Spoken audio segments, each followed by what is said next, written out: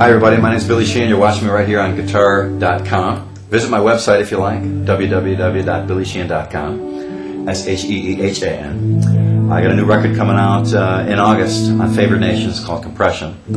I have to warn you, I sing on every song, but it's myself playing bass, playing guitar, programming most of the drums. Terry Bozzio was kind enough to come in and blaze through 2 tracks with me, and also Steve Vai on a guitar solo on a song. Amazing Steve Vai, and hope you enjoy it, and I'll see you around. Yeah, this is the Yamaha Attitude bass production model. It's got the serial number on it there. It was not a custom shop version. And my deal with Yamaha was, when they do my basses, that the ones in the stores are the ones that I play. I don't get like a fancy custom shop version, and the kid goes out, puts out his hard-earned money, gets some plywood version of it, you know. So that was very important. And Yamaha has a very high integrity company. They put out some great instruments. Very happy with this. It's modeled mostly off my old precision bass, but it's also had some improvements on it. The neck to body joint. On the old P bass, you could move the neck back and forth this way. No matter what I did, I had picks and blades and screws pounded in there to prevent that from happening. Because I do the neck bending, that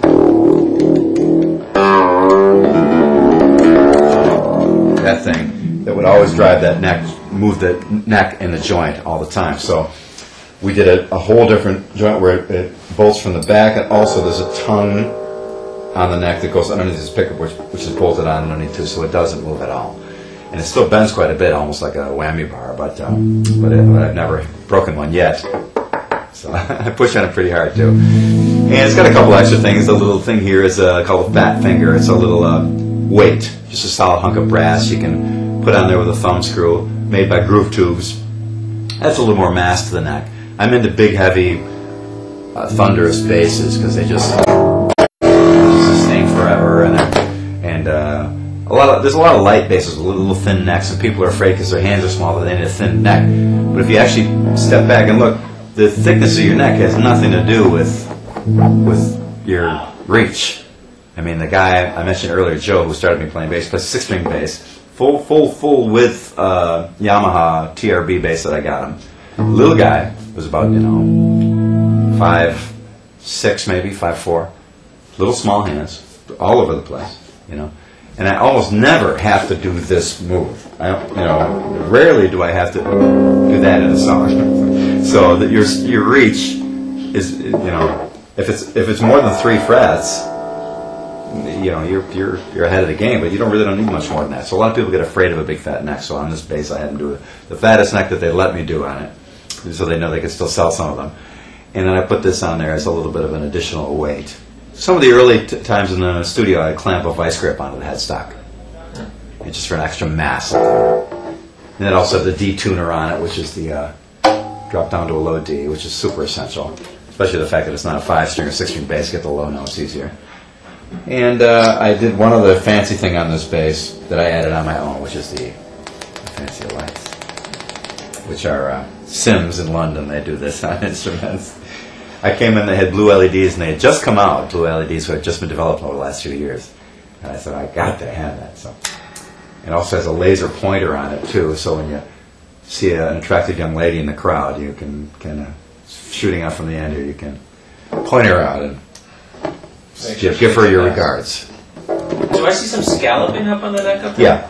This is a 1, 2, 3, 4, 5 frets, or scallop. Also, these frets from here on are smaller frets than the other frets. Just a little bit more accuracy up on the high end, because the bigger the fret, the wider the spot is the string lands on.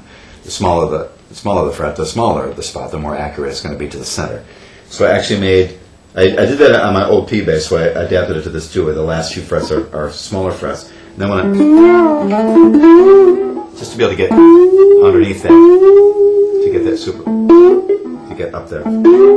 So, get up to a G. Bend it up to a G, pretty easy. It just helps to get under it a little bit. It's not a real essential thing. I had it done on my old P bass via Dremel Moto Tool in the hotel room. So Yamaha did it the proper way on these basses. And it also helps a little bit feel-wise, because you'll know you're in that area when you start to feel those holes underneath you, because a lot of times I'm not looking. So, but it's, again, not an essential thing. And I didn't want to lose so much wood by scalloping out the whole neck. I thought it'd be kind of a cool thing to play on a little bit of a scallop feel. So we just did so originally I just did halfway across, and then just these last 5 frets. And then that's why we adapted this bullet-shaped fret marker to coincide with the